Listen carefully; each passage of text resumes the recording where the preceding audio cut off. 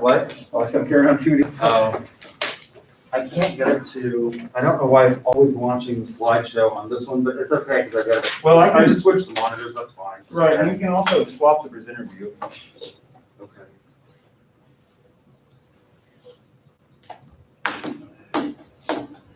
Which one's the one you're presenting now?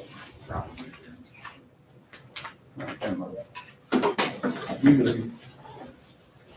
Oh, yeah. So it's not on. We have to change this. And then you should be good. Next time, Okay. you get a slideshow, Uh-huh. and then use presenter, just switch this. Okay, with primary monitors. Right. All right. Other option is just to do, you just do. I just, yeah, but what it was doing is, I realized I put use presenter view on here, and it was scrolling across the whole thing. It does, yeah. So, yeah, I figured that out. All right, so the best thing to do is do like you just did and just switch the monitor. Okay. All right. Cool. Thanks, I You're appreciate welcome. it. I'm gonna help Alan.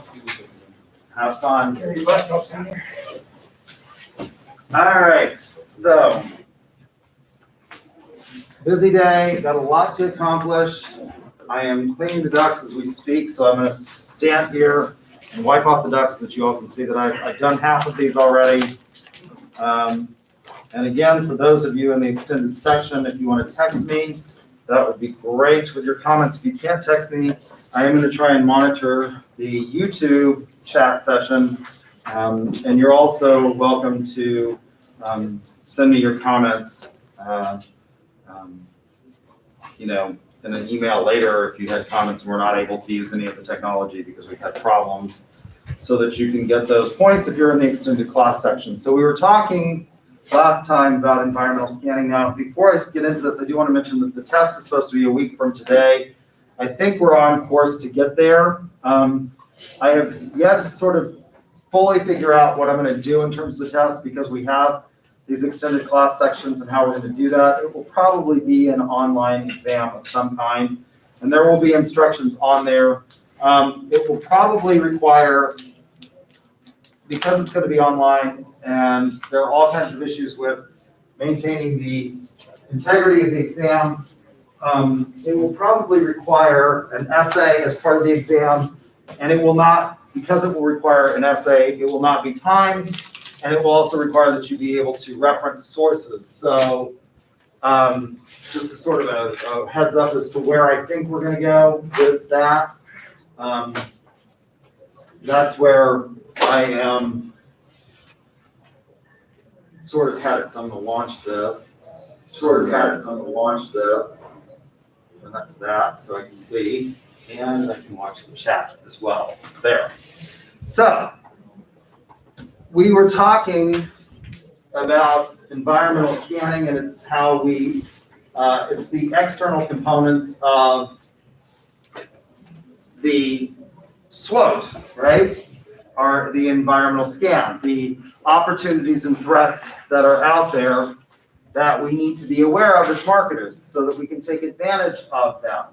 So we talked about demographics, we talked about generational cohorts, and for the first time, there are 4 generations and maybe even 5 generations in the workforce, depending on which demographer you listen to and whether or not you are a Generation Z, that's now entering in and starting to work in high school and things like that. So there may be 5 cohorts actually in the workforce for the first time in history. This is very different than in the past, as I told you, and it's presented a lot of challenges. It means that people are working longer, but they have needs as a result of those working longer that marketers can take advantage of, and things that we need to be aware of. Culture is also enormously important. That's one of the biggest social factors that we have to think about. Fundamentally, and I use an example of the United States, and we'll talk more about this when we talk about ethics in a minute, in terms of differences in our national and regional perspectives. But we are, as a nation, we generally have a tendency to think that we have a culture, right? That is different from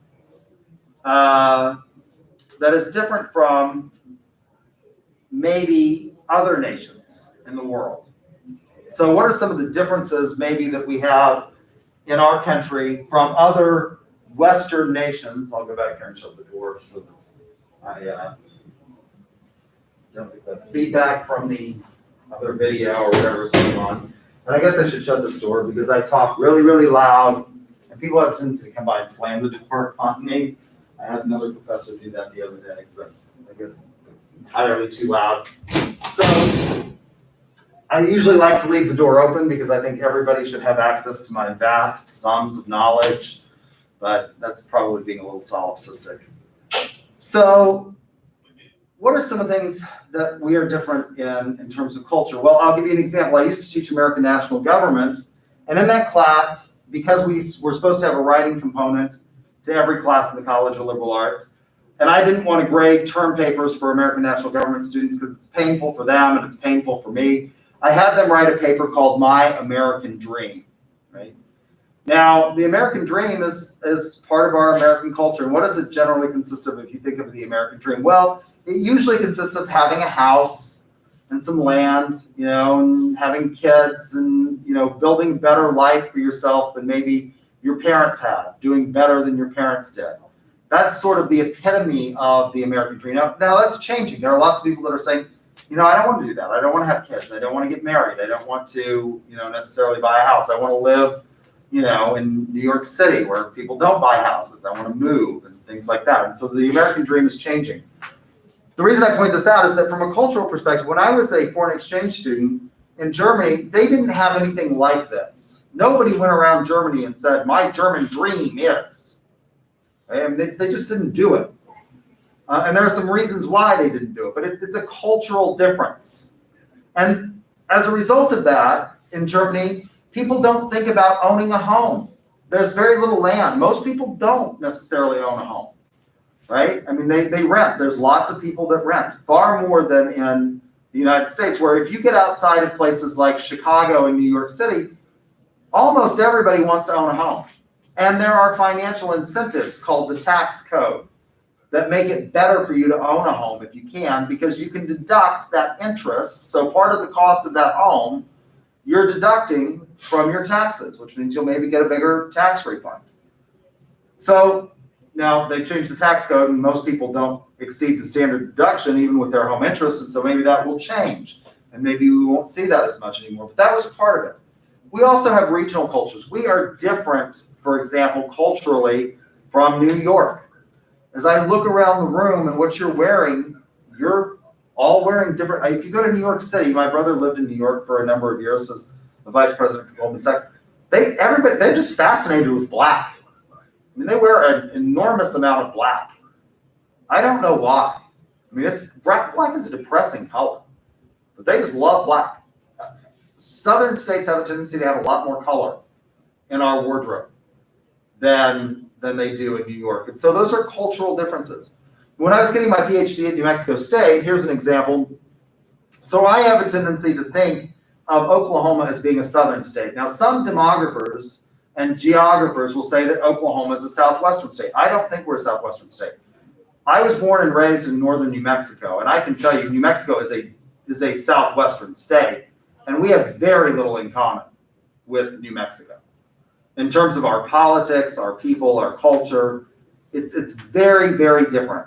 When I went to New Mexico State to get my PhD, which is southern New Mexico, which is even culturally different from northern New Mexico, they asked children in the 4th grade in Las Cruces school systems where they were most likely to see a boat. And kids in the Las Cruces school system said on the highway. What is southern New Mexico? It's a desert. The closest place that you could put a boat into water, although the Rio Grande technically flows through the Las Cruces area, that's part of the Rio Grande Valley. By the time it gets to Las Cruces, I can tell you it's not so grand.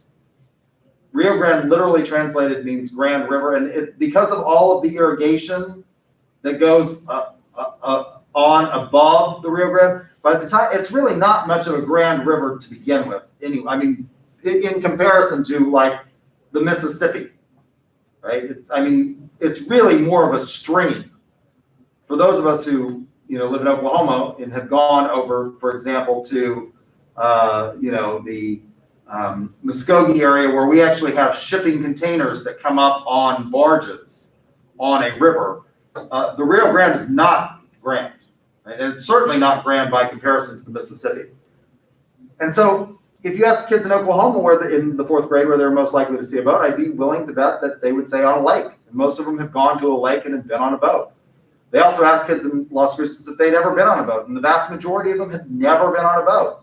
If you were born and raised in Oklahoma, I can guarantee you probably at some point in time went in, even if you're not lake people, you probably went to a lake and with friends or something like that and were on a boat, right?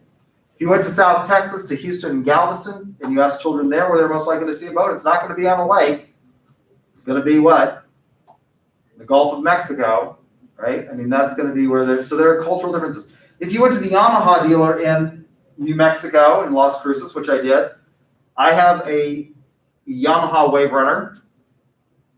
You can buy lots of Wave Runners at the Yamaha dealer. They don't sell Wave Runners at the Yamaha dealer in Las Cruces, New Mexico. They sell a lot of side-by-sides, they sell a lot of quads, and they sell a lot of dirt bikes, because that's what people do. You can literally, every home, my home was on an arroyo, which is a drainage ditch, and you could literally go miles on public land and ride quads and dirt bikes and side-by-sides. That's what people did there. They didn't do wave runners. Here you sell a lot of wave runners. So those are some of the cultural differences that we have when we think about marketing, right? Economic, GDP, macroeconomic factors. If we're in a recession, there are businesses that do well in recessions. You know, not everybody loses money. Lots of companies do well. Liquor companies, for example, have a tendency to do really, really well in recessions. But what is happening in the economy overall that we need to be aware of? Income. Where are we? So if we think about income, if you're going to market things, for 1 year when I came back, so I spent most of my career here at UCO, but when I got my PhD, there wasn't a marketing position open the first year I came back. And I taught at Northwestern Oklahoma State. I was at the Enid campus. Their main campus is in Alva, Oklahoma. If you go to Alva, the restaurants are very different in Alva than they are in Edmond, Oklahoma. Why is that? It's not as well. First of all, they just don't have as many people. You know, there's just not as many people that want to live out in Northwestern Oklahoma anymore. It's boring. You know, there's some oil field work out there, and there's some ranching, but you know, it doesn't take a lot of people to run a ranch anymore. And so, you know, they just don't have the population. They don't have big chain restaurants like we do in Edmond. They don't have Chili's, and they don't have Edmond no longer even has an Outback. Actually, it's moved out to Northwest, or it's moved out to Memorial Road. But they don't have Chili's. They don't have Charleston's. They don't have those kinds of, you know, upscale casual dining areas. Somebody said things are changing drastically in supply and demand. That's right. In a recession, one of the things that's happened, these became very difficult. So to go along with that comment, these kinds of things became very scarce at the beginning of the pandemic. I buy a lot of these for my family's business in Clorox wipes because we use them in the restaurant a lot. They became very scarce. And do you know why they became very scarce? So going along with the supply chain, supply and demand and the supply chain, because the cloth that is used to make these, the material that's used to make this, is the same cloth that's used in those disposable masks like this. And so all of the material was being sucked up in the supply chain to make these and stop making these. And these have now you can start finding these kinds of things again. So that's an example of things that happen. We think about gross, disposable, and discretionary income. Why is it that Edmond can sustain a lot, which means that they can sustain a lot more in different and varied kinds of restaurants than they can in places like Alva and even in Enid. Technology. We've been highly impacted by technology and marketing. We're now engaged in mobile marketing. It used to be about 7 or 8 years ago, the big topic in marketing and the big classes were web-based marketing. We now include in that, it's now lumped in, mobile marketing, because this is slightly different. It is an electronic device, But the way you have to market on a mobile device is even a little bit different than the way you market maybe in terms of presentation and layout for a web page, right? Web pages are seen on a much bigger screen, and so we have web pages, but you have to sort of, if you don't have them designed to also be mobile compatible, you get a very clunky and difficult to navigate feel. So technology is enormously important in thinking about how we're going to market. How do we market with graphical user interfaces, and how is that changing? So for example, Eric came in here, and I didn't realize that they had done this. Last year, we didn't have touch screens in the classrooms. These are all now touch screen monitors. I just noticed that when he was playing around trying to help me fix the monitor for today, right? That's different. Biotechnology is becoming increasingly important. Using artificial intelligence is becoming increasingly important in marketing. Probably 7 to 10 out of 10 times, depending on who you are and what the stats are and which study you've looked at, when you call a business, you may be interacting with automated artificial intelligence initially. Thank you for calling Geico. In a few words, tell us how we can help you today, right? That's not a person. That's now a computer listening to you and then routing your call based on your responses. It's no longer even just, touching.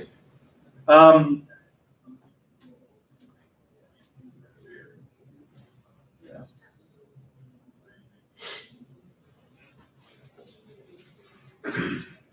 Did I not start just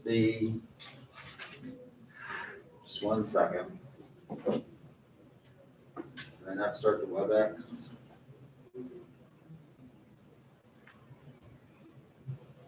I thought I started it. Sorry about that. I thought I clicked it, but apparently when Eric came in, I forgot to start that. I apologize for those of you that are using WebEx.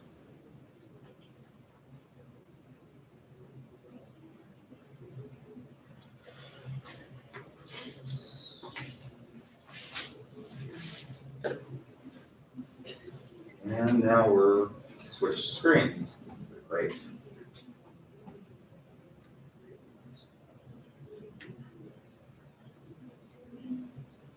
So this is changing how we market and things that we have to be aware of. The competitive market in which we find ourselves. What kind of business is it that you are in, and what does the competition look like? Do you have pure competition where you have many sellers?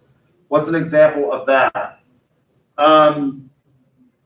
Gas stations. There are lots of gas stations, right? There's 7-Eleven, there's OnQ, there are the independents all over the place. That's a highly competitive market, and as a result, gas prices are highly competitive, right? You don't see anybody charging outrageously different prices in the Oklahoma City area from other places, because you can get on Gas Buddy or any of these others and figure out cheap gas. There are several websites out there that will give you who's got the cheapest gas, right? Is it a monopolistic competition where you have many sellers that compete with substitutable products? So for example, the beverage industry. There's lots of different beverages out there that are substitutes. If you need something to drink, if you want caffeine, what are your choices? You have Coke, Pepsi, Dr. Pepper, Mr. Pibb. If you're looking for a caffeinated beverage, Mountain Dew is highly caffeinated, isn't it? You have all of the energy drinks. You have coffee, tea, right? All of those things are substitutable depending on where you're at. And so you have many sellers with substitutable products. If you have an oligopoly, you have few companies. So the airlines are an example of this. There are not a whole lot of people in the market. Airlines, there are what, maybe 6 or 7 major airlines, right? There are maybe some small airlines, but they usually contract with larger airlines. So if you get on an American Eagle flight, for example, it will say, Sky Planes, operated by American Airlines. There are just a handful of of airlines that operate, and so it's an oligopoly. They know what the prices are, they know what their most profitable routes are, and they generally, can engage in even tacit collusion. They're not supposed to, that's technically illegal, but they know what the prices are out there, and they know what operating prices are, and what their most profitable routes are. Then you can have pure monopoly. Things like utilities. If you live in Edmond and you decide, well, I don't really want to pay Edmond Electric, you can't go to OG&E and say, could you provide me electric service? You have to buy your electric. By the way, Edmond Electric buys their electricity from, who do you guess? They buy it wholesale from OG&E and then resell it to people in Edmond. But you don't have a choice. If you're in Edmond, you can't just say, I'm going to drill a well and use that, because Edmond water prices have gotten outrageous. You just have to sort of put up with it and go along with buying water from Edmond. So in these cases, what you find is, and you find this like OG&E and ONG or ONEOK, if you are a natural gas customer, unlike if you have pure competition, you have to engage in really good customer service. If you're in a pure monopoly, like OG&E is in most places, you don't have to necessarily engage in great customer service. When the power goes out, in my neighborhood, about 7 years ago, we had a horrible ice storm. And at the time, I was living in Edgemere Park in Oklahoma City, and there are all of these old trees in that part of the city, and they had taken down most of the power lines. Almost all of that section of the city was without power, and I was without power. I had to move back to Guthrie to my mother's house, and I kept calling it, when are you going to get the power? We'll get to it when we get to it. Lots of people are without power. It was 7 weeks without power. If you had lots of competing, companies out there, you might have better customer service. So what kind of competitive environment are we in? Most of us have to operate in a fairly competitive environment. The regulatory environment becomes enormously important. In the international scheme, how do we enforce contracts? What are we going to do? And in regard to that, what becomes important is, in marketing, choice of law and choice of forum clauses. If we engage in international trade and we are doing business with people in other countries, how are we going to enforce those contracts? Where are they going to be enforceable? How are we going to get performance on those? So things like choice of forum and choice of law clauses become important. On a national level, in the United States, something that's different in the United States from most of the rest of the world is that we have a federal system. And you have to think about this as you go into business. It becomes really important. And so what I have up here is I have this idea of dual sovereignty, and I'm going to turn this off. And for those of you who are in the extended classroom, I'm going to try and make this as big so that you can see it as possible. Turn those on, turn that off.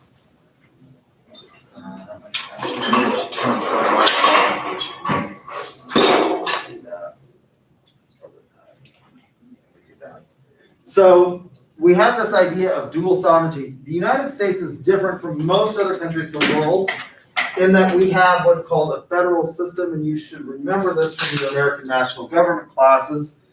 Other systems in the world are largely unitary, and what that means is that there is a national government and all of the power derives from that national government.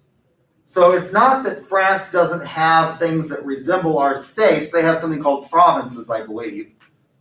But those provinces derive all of their power and authority from the national government. In the United States, Canada, and Mexico, and a few other places across the world, we have what's called a federal system. And this is highly inefficient from a business standpoint because you are dealing with now not one regulatory environment, but two. It's called dual sovereignty. You have a national government and you have state governments, and then they overlap, and the national government can't destroy the states, and they overlap in what are called concurrent powers. What are these? The power to tax, for example, is a concurrent power. It is a sovereign power, so the national government can't destroy the states and the states can't destroy the national government, and you have to deal with both. Now, for most of our history in the United States, once we got the Constitution, now when we broke away from England, we didn't originally have a constitutional form of government. We had an even more diffused form of government called a confederation.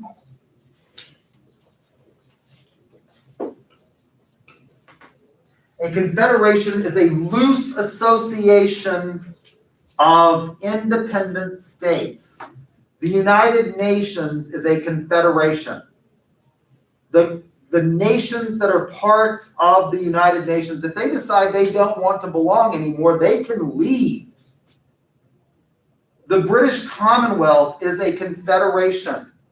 The Queen of England is technically the head of state of these diverse and dispersed nations across the world. Australia still recognizes the Queen of England. They are part of the British Confederation, or the British Commonwealth as it's called. Jamaica, the Bahamas are all part of, they acknowledge, if you go to the Bahamas and you look at the Bahamian dollar, which they peg to the US dollar, I believe, it's got a picture of not George Washington on it, it's got a picture of Queen Elizabeth on it, right? So that's a confederation. They could leave at any time they wanted to. We could leave the United Nations. We now have a federal system. We have a constitution, and we have a national government and a state government. We got that when the Confederation of the United States, the Articles of Confederation sort of failed. And we had to do something else. And so we had something called the Constitutional Convention. They didn't call it that to begin with. That's a historical term. They just met in Philadelphia and decided rapidly that the Articles of Confederation were not going to be able to be amended. We were going to have to come up with something new. And so they came up with this federal system. For most of our history, and that's in the slide for those of you who are in the extended section, we had a layer cake model of federalism where the states were the dominant player and the federal government was on top. It was much smaller, and this area where you had icing in between was sort of the concurrent powers. There are three things that led to the rise of the administrative state, and these impact business in big ways. And you should know these for the exam. The three things that lead to the rise of the administrative state are: 1, technology. As we became less agricultural and more industrialized, there were lots of problems that were then placed on the doorstep of government to deal with. Child labor, worker safety, that the states couldn't deal with on their own and were impacting a large section of the economy. So technology is a huge impact on our regulatory system, which leads to a marble cake model of federalism, where it's impossible to tell where the state government begins and the federal government ends, and the federal government begins and the state government ends. In the federal system, under the layer cake model, until about the 1930s, it was very clear. The federal government largely dealt with foreign policy and defense issues and the post office and things like that. The second thing that leads to a big increase is the Depression in the 1930s. All of a sudden, the states were not capable of dealing. In Oklahoma, during the Depression, we also went through something called the Dust Bowl, and farms were being foreclosed upon with this huge drought, and the states were not capable of dealing with that kind of thing.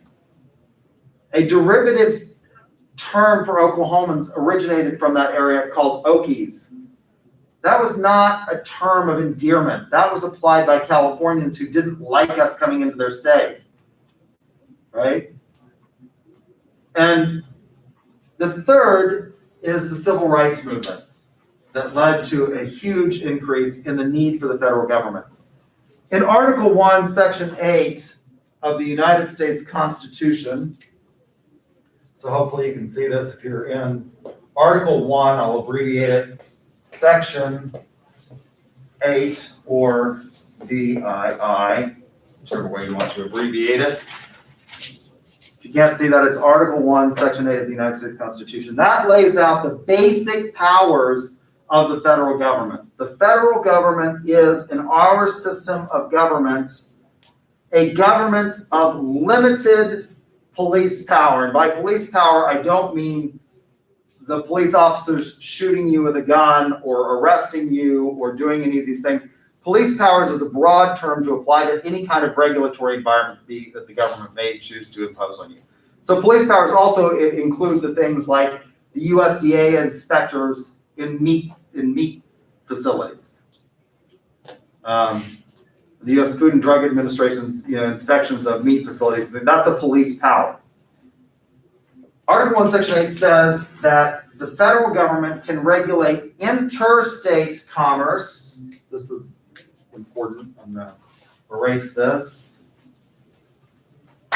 and put up inter, I-N-T-E-R-S-T-A-T-E, interstate versus intra-state.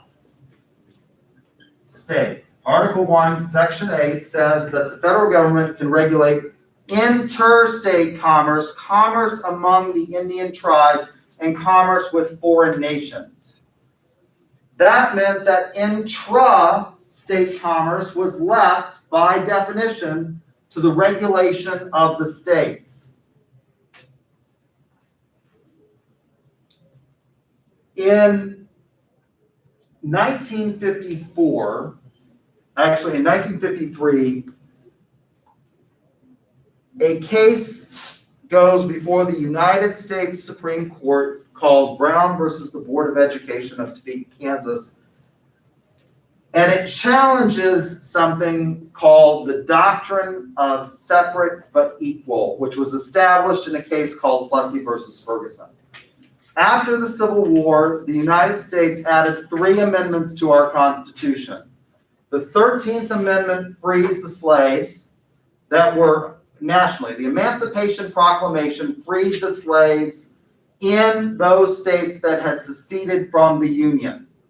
But there were states, border states, that had not seceded from the Union, like Kentucky, and that amendment takes care of that. It frees them in all of the nation, right? The 14th Amendment, which grants them citizenship rights and due process and equal protection, it contains the second due process clause found in the United States Constitution and the first equal protection clause of the United States Constitution. The third is the 15th Amendment, which grants freed men the right to vote. Women did not get the right to vote until the 19th Amendment to the United States Constitution. This is, I believe, the 100th anniversary of the 19th Amendment this year, by the way.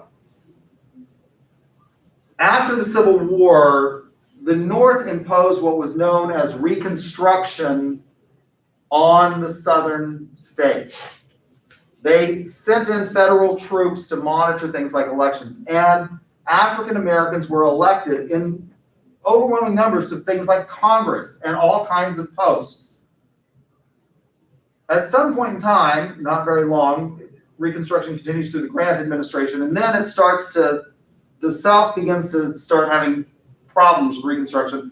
And in an election that we won't get into that results in a split decision, there was a compromise that was reached that basically ended Reconstruction in the South. At that point, the South did everything they could to basically fundamentally re-enslave those now free people. And these were called Jim Crow laws. Historians would be horrified at my oversimplification of all of this historic epoch, right? And they set up under these laws a system of what is called de jure, and for those of you in the extended section, it's 2 words, D-E-J-U-R-E. 2 words, D-E-J-U-R-E. If you can't see my writing on the board, let's sort of see it. I can see it on the YouTube. This was a system of law-imposed segregation of what they called the races. Now, race is not a useful term in any sense of the word, right? I mean, there are no real races. There are ethnic groups, maybe, but there's only one race, and that's the human race. But people like to do things like divide themselves up. The easiest way to sort of make a family or a group or feel cohesion is to create another. So they set up a whole system of discrimination against African Americans, the now freed men, by law. This was challenged in court under the Equal Protection Clause of the 14th Amendment. The only Equal Protection Clause is found in the 14th Amendment. The first due process clause is found in the 5th Amendment to the United States Constitution. And the court, in a case called Plessy versus Ferguson, says that's perfectly acceptable. As long as you have rough equality of the races, it does not violate the Equal Protection Clause of the United States Constitution. So a group forms called the NAACP, the National Association for the Advancement of Colored People, to start challenging these laws. And Oklahoma was one of the laws that they challenged initially. So they set up all sorts of parallel systems. There was African American or black schools, there were white schools that went through college, and in Oklahoma we didn't have a law school, for example. So the NAACP challenges that. They take it to court and they say, look, you're not even equal. You don't have a law school. So Oklahoma, the only law school was at the time was at OU. They set up a law school in the basement of the state capitol. It had no books, it had no library, it had no faculty. And so they challenge it and they say, this is still not equal, right? In 1953, by 1953, enough of these challenges started to eat away at this. And again, I'm oversimplifying this because we've got a limited amount of time. A man named Thurgood Marshall realizes that it's sort of, these are called collateral attacks on the doctrine of separate but equal. A man named Thurgood Marshall realizes that it's sort of right to attack racial segregation head on. And in 1953, they file a case called Brown versus the Board of Education of Topeka, Kansas. That case is originally heard under a Chief Justice of the United States Supreme Court named Fred Vinson, and there were 5 votes at that time probably to sustain the doctrine of separate but equal found in Plessy versus Ferguson. Fred Vinson dies. Eisenhower becomes president. He has promised Earl Warren that if he won't run against him for president, he will appoint him to the first vacancy on the United States Supreme Court. Earl Warren takes up the case, and he decides that this is inherently unequal. Now, there was nothing in Earl Warren's past to suggest that he would become the liberal bastion that he becomes in terms of civil rights. Because as governor of California, he had participated in the forced removal of Japanese Americans from the coast into internment camps in the interior of the United States. Something happens to Earl Warren, largely as a result of probably his travels through the South with an African American driver who couldn't stay in the same hotel with him, that lead him to think that this is probably not right. And he, one by one, goes to the 4 dissenting members of the court, and he convinces them that this is such a fundamental decision that it must be changed unanimously. And they get a unanimous decision to overturn racial segregation and public accommodation. Now, all Brown affected was public accommodation, schools, city halls, things like that. Throughout the South, it continued to be highly segregated in restaurants, in lodging, in movie theaters, in swimming pools, in country clubs, and all these other things, until 1964, when John F. Kennedy is killed, and Lyndon Baines Johnson really feels compelled to carry on the Kennedy legacy of civil rights, which actually, JFK was not a huge civil rights person himself. It was his brother Bobby, who was Attorney General, really pushed civil rights. And he got his brother on board with this. And they passed the Civil Rights Act of 1964, which begins to desegregate private accommodation, things like hotels, restaurants, and stuff like that. And this was challenged on the basis of this interstate versus intrastate commerce distinction. And there are two seminal cases, Heart of Atlanta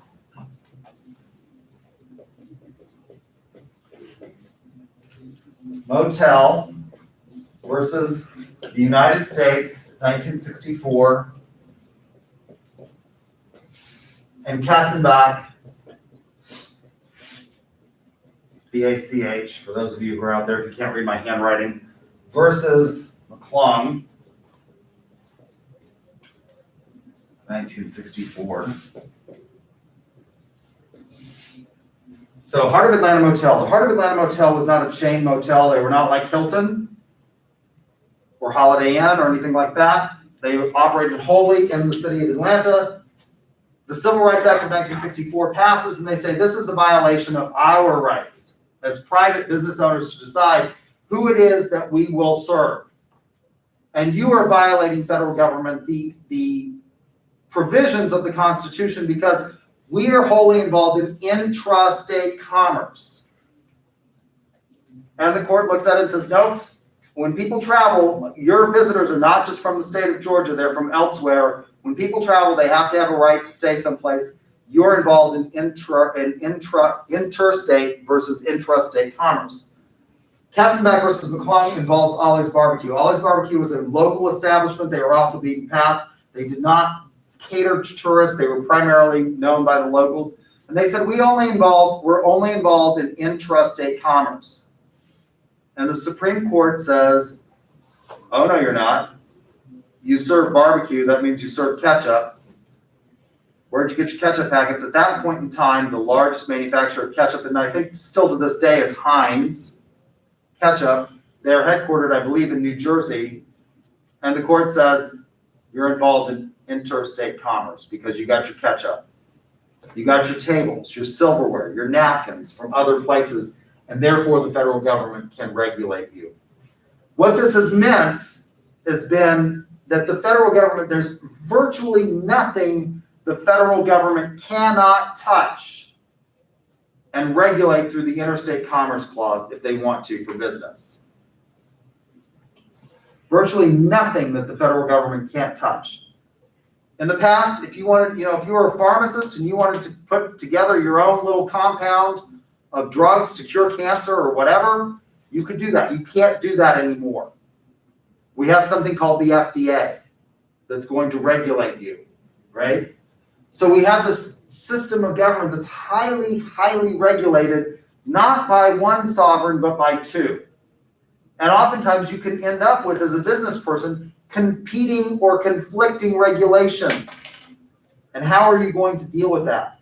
And double taxation, because the state of Oklahoma has the power to tax you just like the federal government. And so businesses literally do this. They forum shop for where they want to have headquarters based on favorable tax codes.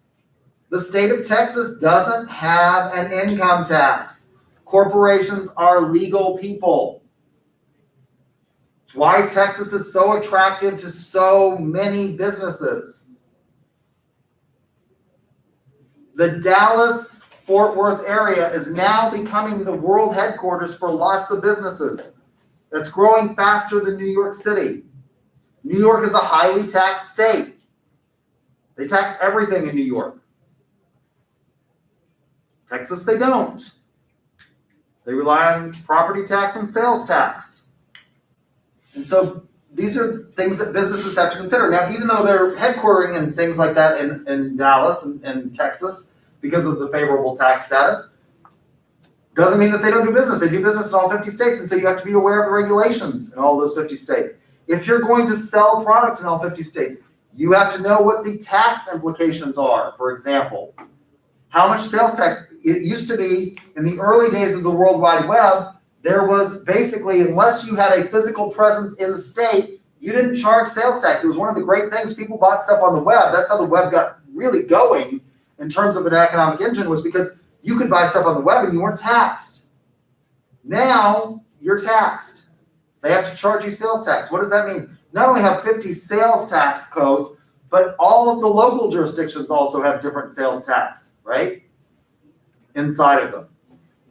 And so these are things that you have to think about as a business person.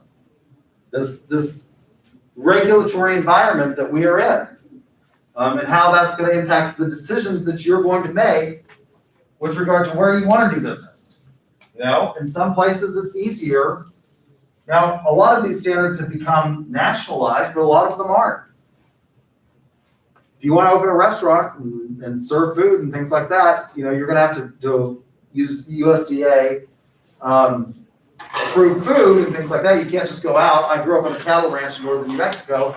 Could my father just decide that he wants to start a restaurant and go out and slaughter cows and start serving up T-bones, you know, on the ranch restaurant? And no, you can't do that, right? You're going to be governed by both state health regulations, and in order to slaughter and sell food, you're also governed by the United States Department of Agriculture.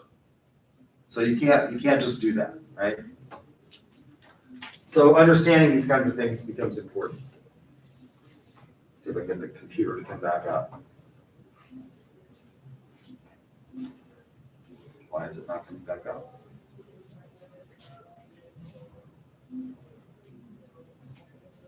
There we go. Any questions about environmental scanning? All right. So we need to talk about, and this is a nice transition into ethics, since we talked about Heart of Atlanta and things like that. Those obviously have ethical overtones to them, don't they? Right? Whether or not we serve people obviously has an ethical component. So ethics in marketing has become a big thing. AACSB requires that we teach you ethics as a result of things like Enron, WorldCom, Tyco, the subprime mortgage scandals, all of these things that have occurred. AACSB has started to say, we need to teach you ethics. And unfortunately for you, this is my favorite part of the class. It's students' least favorite part of the class.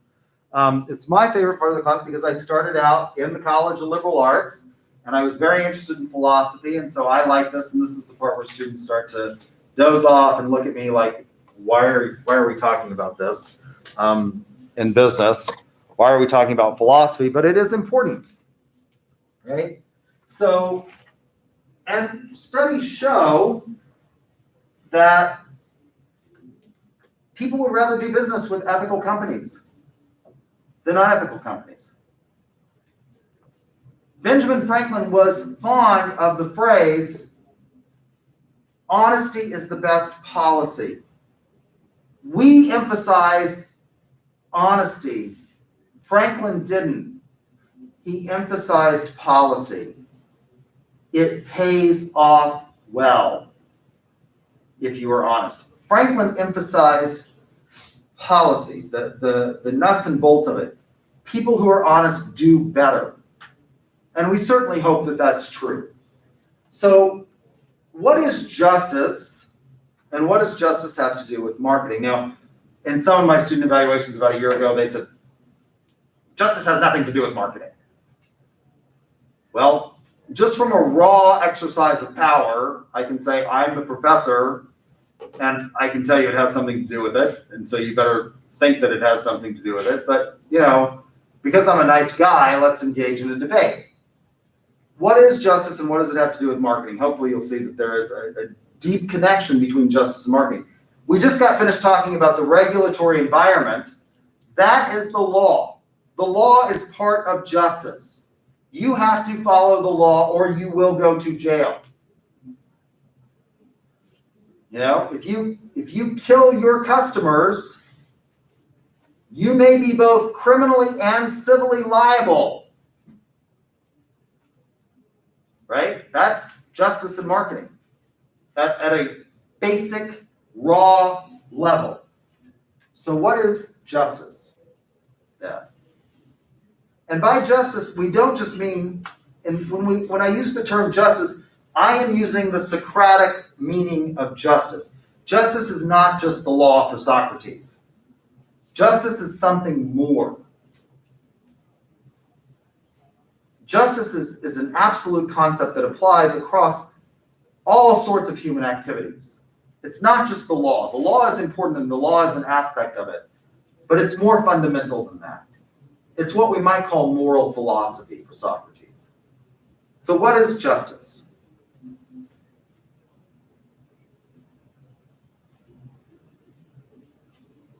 It's a statement for what's right. Okay? What's right? How do we determine what's right?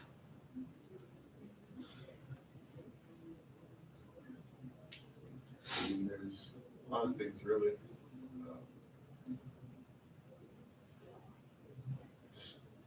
Just being a good person, I guess, and just Okay, so it's fundamentally about our cause of action as an individual, as people. If I have evil thoughts in my head but I don't carry them out, does that impact justice? Or is justice about something that's societal? I probably have evil thoughts in my head all the time, you know. I think I told you all that somebody says it's the well-being of all. Okay, I think that's got something to do with it. So it's got some societal aspect to it. So we're gonna worry about society. So well-being of all, to live together peacefully, punishing unpeaceful people. This is what we call the deserts theory of justice, and maybe that's a good starting point. So this idea of to live together peacefully and punishing unpeaceful people. Now Socrates says that is maybe not necessarily the best concept of justice. If you can find one example where it doesn't hold, then that's not justice for all places and all people at all times, right? So what we want to come up with is we want to come up with this absolute concept. I will tell you that for whoever said this, punishing unpeaceful people, that's one of the hardest arguments for Socrates to dispense with in a book called Republic. He starts out, he goes to this party, he's asking people hard questions like, what is justice? And they all come up with some answers. Thrasymachus or Thrasymachus, however you want to pronounce his name, I believe, says, justice is the will of the stronger. And that seems to be how society operates, right? On Thursday, a week from today, you all are going to take a test, and you'd probably rather not do that. But you're going to do it because I told you to do it, and I have power. And if you don't do it, there will be drastic consequences. I jokingly say, and I say this tongue in cheek, that I had a student write in my student evaluations that, you know, he says that all tests are optional, but that's not true. Well, no, I mean, if you don't get the joke, I don't know if I can help you, right? This is a relatively free country. You don't have to take the test. All of them are optional. You don't have to take them. You could skip them. It might not work out well for you in the end, but you could do that. Justice is something that gives everybody the same opportunity to do that. Okay, so we have some sense here of a level playing field.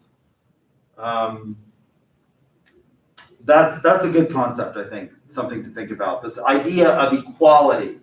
Now, the problem with that idea of equality is, what do we mean? Do we mean equality of results or equality of opportunity? And what do I mean by that? Equality of results versus equality of opportunity. Let's suppose I have some ducks here, right? Like, how am I going to distribute the ducks? I could give each of you a duck and then give you bonus points at the end based on getting one duck for nothing, right? That would be equality of results. Everybody gets a duck. I come in and I pass out a duck and everybody gets a duck. Well, not everybody's going to get a duck, right? So technically it's not totally equal, but it's equality of all of you have the opportunity to earn a duck, or if you're in the extended class, to send me a text or to, use the chat feature and participate in class. For those of you in WebEx, you could chime in if you want, or you can send me a text or email or whatever, right? So it's equality of opportunity. So these are tough questions. Why should we think about philosophy? Well, we started out by talking about philosophy in terms of marketing philosophy. So what is the highest degree you can achieve in a college? It's a PhD. The PhD is the pinnacle of your degree. You're supposed to list your degrees in order of importance, with the most important being last. And the PhD is always listed last. If you have, I am what's called a Judd Bud. I have 2 doctor's degrees, a Juris Doctorate, a Doctorate of Jurisprudence, and a PhD. The PhD goes last. It's the pinnacle degree. If you are a Mud Bud, that's an MD PhD. The PhD goes last. It is the higher degree, right? So why should we study philosophy and marketing? Well, marketing and philosophy have a lot to do with each other, because philosophy is an activity that focuses thought, and it answers these 3 questions, right, that are relevant particularly to marketing and to all academic disciplines. They answer the question of knowledge. What is it I can know, and how can I know it? This is divided into 2 subfields, epistemology and metaphysics. Epistemology is the study of what it is I can theoretically and possibly know. Metaphysics is the study of reality. What is real? We're going to deal largely with epistemology. It answers the question of conduct or moral philosophy or justice, and it answers the question of governance. And as we've seen in the regulatory environment, with regard to things like Brown versus the Board of Education of Kansas, Heart of Atlanta Motel versus the United States, and Katzenbach versus McClung, this answers all 3. Like, what is it we can know? So in Brown versus the Board of Education of Kansas, the court relies on a sociologist who shows that, and there have been, I will tell you, if you take sociology, there have been lots of criticisms of the methodology that was done. But the sociologist testifies in the lower courts that the system of separate but equal creates in the segregated group an inherent feeling of inferiority. And the sociological experiment that he did was called the Dahl test, right? You can look this up. He basically asked African American children to look at dolls that were identical in every single feature except one, skin tone. And then he asked them, which is the good doll and which is the bad doll? And Black children would choose the white doll, right? I mean, now there's been a lot of criticism of that, and I'm not going to get into that because that's beyond, but that's, how can we know that? How can we know that it creates this? How can we know that that's bad for business, right? So the question of knowledge, what is it we can know? And this is more difficult than we might think. So for those of you who are in the extended class, you can't see, but there are, in this classroom, there are tables and chairs arranged, and I am now leaning on this thing. So what is this thing? What is it? What is this? I just told you there's... Okay, you think it's a table, right? Is it a table? I'm not sure it's a table. Why is it a table? I actually don't think this is a table. I think this is a desk. Why is it a table and not a desk? A desk generally has drawers and... Okay, a desk has drawers. So all desks have drawers? No. Go down to 113 in the auditorium, and there are all these little things that fold up that we call desks from the side. It doesn't have a drawer.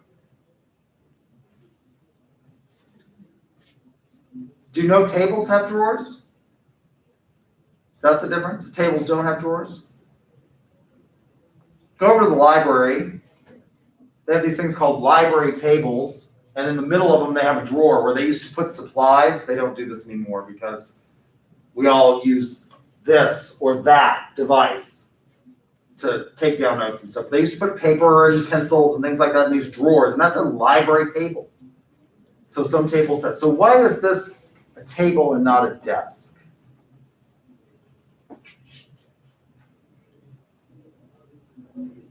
Usually when you think of desks, you think of it for like just one person. Okay, There's room enough for 2 people here. okay. There's these things called partners desks. They're specifically designed for 2 people. Do you see where I'm going with this? If we can't even decide whether or not this is a table or a desk, how can we possibly know anything else? Like what consumers want? How do we know when we ask them questions that we are asking them questions that they understand? Or is this all social constructs? Take a look at dogs. We call all kinds of things dogs, right? And I mean the physical, not the Boston Consulting Group. We call a product a dog if it doesn't perform well. And I don't know why we should do that. Because dogs are actually really pretty useful, intelligent, hardworking animals. Watch the sporting group. I wish you could go to the fair. One of my favorite activities at the fair every year is to watch the sporting dogs compete. They have these dogs, and there will be a person that will stand out in the middle of an arena, and he'll stand there, and he has to stand in one place, or she has to stand in one place, and through a series of calls that usually involve clicks and whistles, they communicate with the dog to get the dog to herd sheep. They'll let 3 little sheep out in the arena. And this dog will work those sheep until it gets it into a pen. But I'm not talking about the Boston Consulting Group's dog. I don't know why they couldn't call it a dog, because dogs are they're fundamentally one of the creatures that has made man successful in some respects. They're highly useful. They use dog sled teams to transport stuff, right? But I'm thinking about not the Boston Consulting Group, but this actual thing that we call a dog. How do we know that a Great Dane is a dog and a Shih Tzu is a dog? 2 radically different things. What makes them both dogs? Shih Tzus are these little mop-like creatures. If you watch them in any of the shows, in any of the dog shows, the Westminster Kennel Club, dog show, they have these long flowing coats, and they put a little thing on top of them. Their DNA. Somebody says their DNA, right? Well, before we had DNA, we knew that these were dogs, right? So how do we know that? This becomes very, very difficult. And particularly when we start talking about, when we get into market research next time, we'll talk about how difficult it is to know what it is we think we know. The question of conduct, moral philosophy, and the question of governance, which obviously affects marketing. We operate within a system of governance, and so we should know what we're operating within. There are some challenges to philosophical ethics. These 2 sound intuitively appealing. This one doesn't. This one is the more difficult one to dispense with. Subjectivism says that with regard to ethics in things like marketing, it's just up to the individual. And this seems intuitively appealing because if I say things that are very difficult questions, we would all have different answers to these questions, right? With regard, going back to desks and desks and tables, somebody says they have different purposes. Well, I eat at my desk, so does that make it a table when I'm eating at it? I use the table for a desk in this class. Does that make this table a desk? So the purpose may not be just it, and for Socrates, that's not it, by the way. Just the purpose to which it is put. You can use lots of things. For example, according to Socrates, if I use this to stand on, is it no longer a chair? Has it become, and I'm not going to do it because it would be probably pretty dangerous and I'd probably slide out. But people do this all the time. They go grab a chair so that they can grab something off of a higher shelf because a ladder is just too inconvenient, right? So does that make it a ladder or a step stool? I don't know. Socrates would say no, right? The purpose doesn't have a whole lot to do with it necessarily. Subjectivism. Subjectivism says that with regard to ethics, it's very solipsistic. That's a nice word, philosophical word. Solipsism, Solipsism. Solipsism says that the self is all one can know. You can never know what it is to be somebody else, ever, really. And therefore, all ethical decisions are literally up to the individual.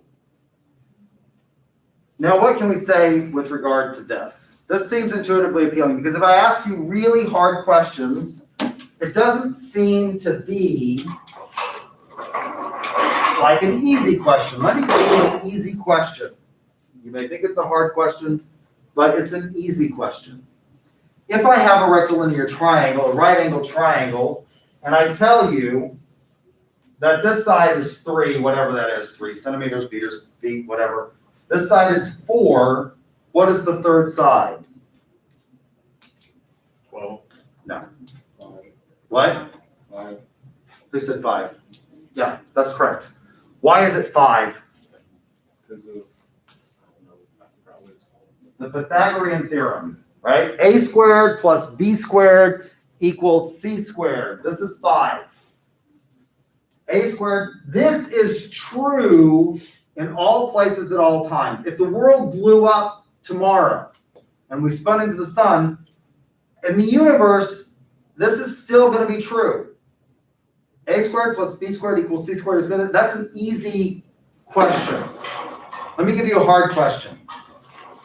Should we allow for the marketing of RU486? RU486 was the first version of what's called the morning after pill. What does it do? It causes spontaneous abortion, right? It's more than one pill. You have to take a series of pills. What does it do? If you think you're pregnant, you can take this pill, and rather than having an abortive procedure that's marketed, this is marketing, we sell it, it will cause spontaneous abortion. Now, if I ask you all this question, you're probably going to have everything from, yep, that's fine, to life begins at conception, right? It's a hard question. And ethics don't seem to be like 3, 4, 5 in the Pythagorean theorem. They seem to be more difficult. Now, what can we say about subjectivism?